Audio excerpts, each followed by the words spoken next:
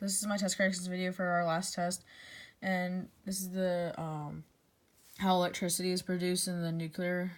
part of the test. So over here you have the power lines that generate the power, and then they go over to the generator, and then they go through into a containment building, which has the small ones are the small ones are control rods, and this is like the reactor core over here, and the water has high pressure in the reactor core, and then also from here it goes into the steam generator with the heat exchanger and heats up the chemicals, and then it goes from and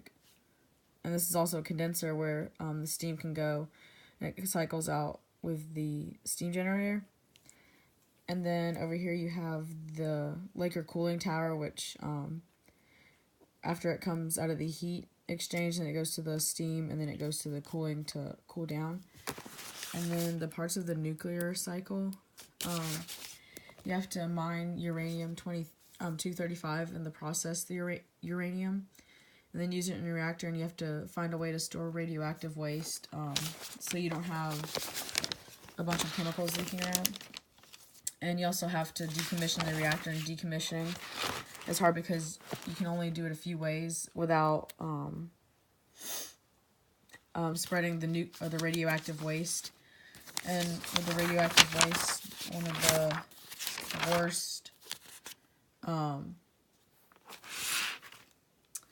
case was the Love Canal, and it was in Niagara Falls in New York, and it helped to create Superfund, but at the same time, authorities had to spend $102 million to help clean up the waste,